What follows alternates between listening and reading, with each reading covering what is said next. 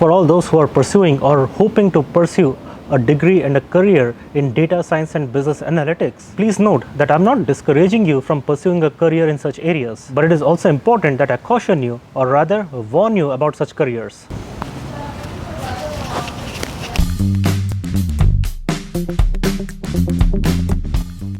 This is Chaitanya Sambhara, faculty at the College of Business, University of Texas, Arlington. Data science and business analytics have become the buzzword in recent years. For the last 5 years, the job opportunities on any job portals have exploded with the number of opportunities for data science and business analytics. Responding to that demand, universities all over the world began offering degrees in business analytics and data science.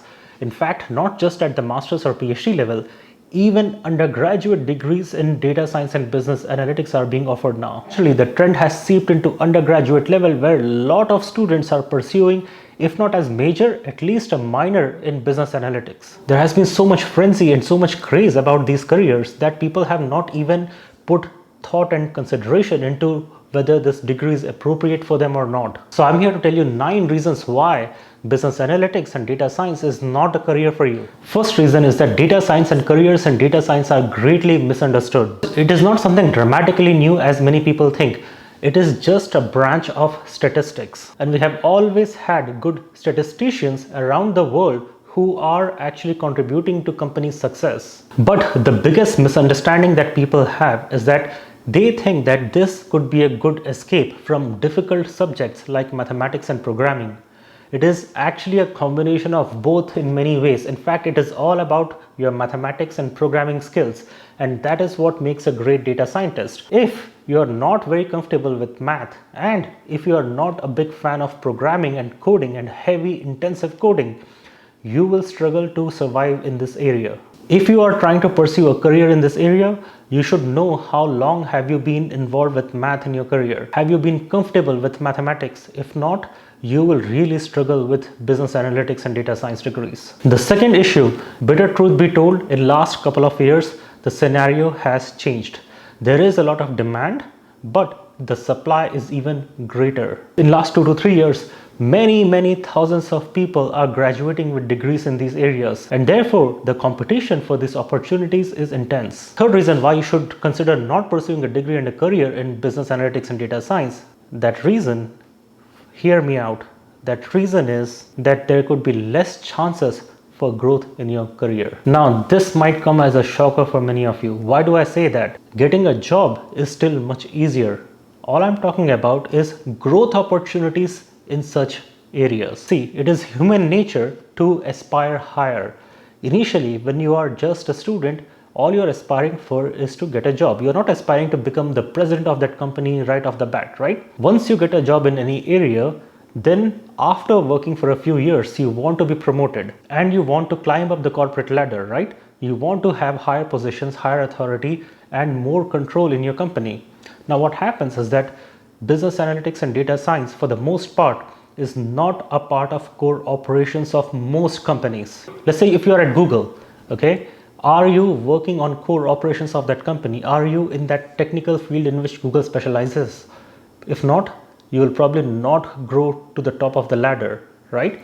Similarly, if you are in a manufacturing company, they will make somebody who is involved in their core operations. If you are in railroad company, again, operations people will climb up the ladder better than other people. An accountant is highly unlikely to become a CEO of a railroad company, right? Similarly, a data science person is not going to take big positions in companies unless there is a new position eventually made, which could very well happen, such as CIO or Chief Information Officer or Chief Technology Officer. These positions did not exist 20 years ago, but now they do. Similarly, a few years later, it could be possible that these positions could open up, such as Chief Data Officer or something like that, when the field has matured enough and companies have realized the importance of such positions. But until then, it is going to be a tough call to grow in these companies. Now, this is not a universal truth because there are certain companies that specialize in providing services on business analytics and data science to other corporations. If your core operations of your company is in this area, then obviously you can rise to highest levels. But there are very few companies.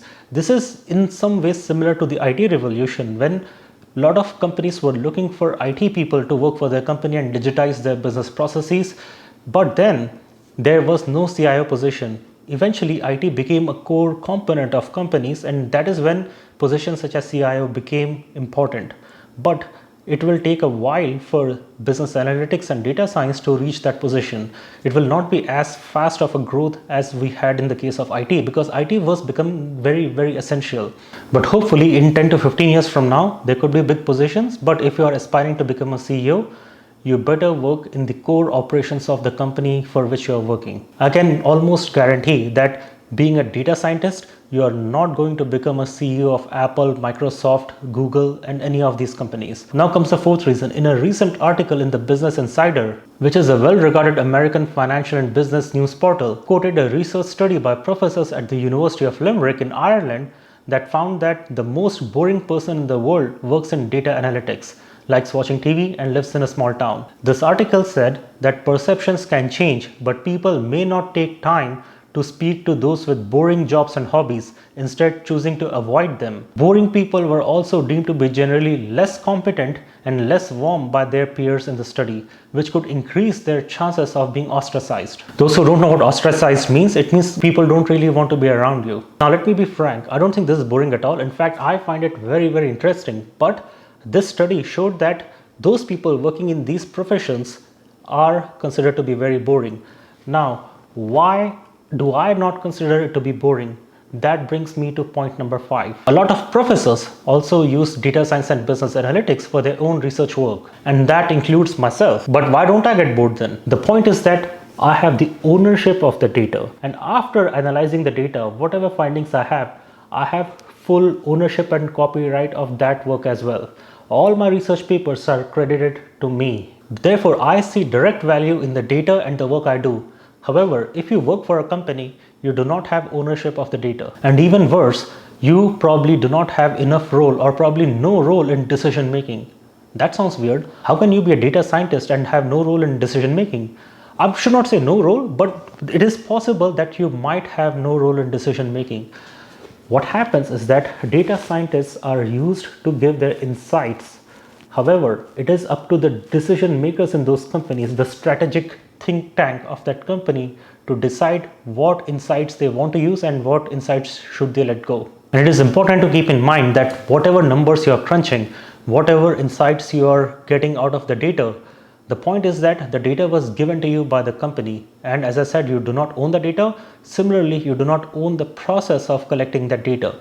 You cannot go to the company and say that, you know what, I want something else altogether. I want a completely different data set. That's not happening. However, as a researcher, I choose what kind of problems I want to work on, what kind of solutions am I looking for, and I choose what kind of data I want to collect and where should I collect that data from. Because it is a completely open field for me, I can pursue my interests. Therefore, I consider it to be super interesting. But if you are in a company that has certain focus and the kind of data they collect is limited to that company and to that role, well, that is what you have to work with. And because I collect the data for myself and because nobody forces the data upon me, I don't just have the ownership of the data, I have plenty of time to sit with that data, crunch that data, refine that data, and then discover something meaningful for my research interests. And in the end, I get all the credit. When I say I, it applies to all researchers. I'm talking about scientists in academic professions. We get all the credit for all the work we did. However, in companies, whatever work you do, it is all for those strategic decision makers, and because they decide what insights to act upon, when they succeed, they get all the credit. It is not a problem per se, but as long as you are aware of this fact and as long as you're accepting that this could happen, you should be okay. It is only when you live under denial and try to give yourself more importance than others do, that is when the trouble starts. And that is where dissatisfaction with the career seeps in. The sixth reason is that data science, this whole area, is still in many ways in its nascent stage. It is still developing to a level where a lot of techniques that will be used 5 years from now, probably they don't even exist right now, which means that your degree and all the knowledge that you gained in your degree and in recent years could go all waste. if not waste, it could actually become irrelevant. So you have to keep yourself at the top of the game. You have to keep learning more and more techniques, and you can never get comfortable in your role in your company as a data scientist. Because what could happen is that while you're getting comfortable in your role as a data scientist in your own company, some new technique that is now being taught at universities and students who are learning those techniques might become more valuable, and you could be outdated. So it is not only the case where you have to perform at your peak at your company, you also have to spend enough time learning those new skills.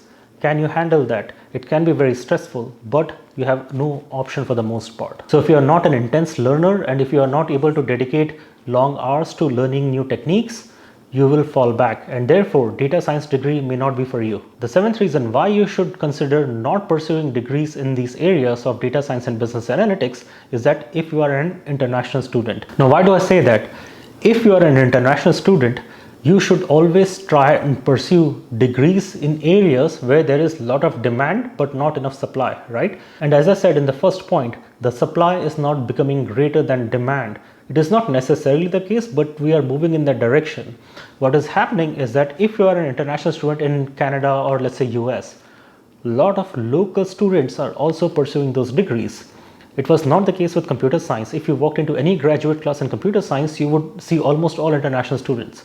But because students even at the undergraduate level are getting degrees in business analytics and data sciences, companies would prefer them because, let's be real, given how things are going, even if you get a job as a data scientist, there is only about 20% chance that you will be picked in the H-1B lottery system in the US. Now, all the companies know that even if they hire you, your ability to work for them depends on your luck on the lottery system, and that your chance is only about 20%.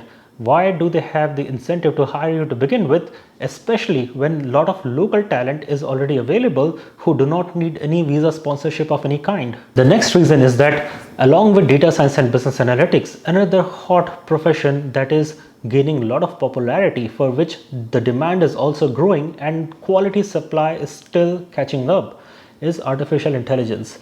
What is AI doing now is that it is already starting to replace programming professions in some areas where you do not need programmers, because the algorithms will learn the system and they will start coding themselves. If the same happens to business analytics and data science, where machines start collecting raw data and process the data and run data analysis and produce the results and insights, which is likely to happen, the demand for people in these areas could go down and demand for those with degrees in AI could increase. This is not a strong threat as yet, but all I'm trying to do is to caution you that this may happen. Overall, in my very honest assessment, okay, not to disappoint you, is that if you think you want to get a degree in business analytics and data science, it is better and more helpful if you already have a career in a related field where this degree and these skills act as complements to your existing role in your company. Then you become very valuable. However, if you have no background in any other area and all you know is data science and business analytics and some fundamentals of it, well, you could have difficult time surviving in a company and growing in that company. For example, I know people who have careers in finance, careers in banking, careers in accounting, and they are successful in their roles. And now on the top of that, they are getting degrees in these areas where they take evening classes. They are getting part-time degrees where they take 2 years to get that master's degree.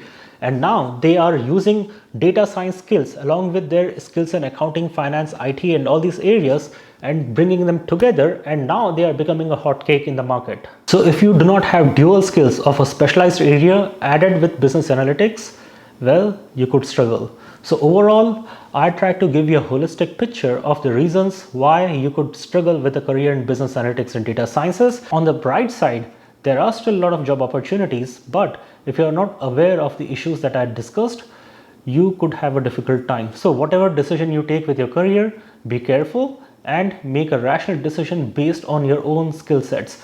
Again, to summarize the whole thing, let me just make a very important point.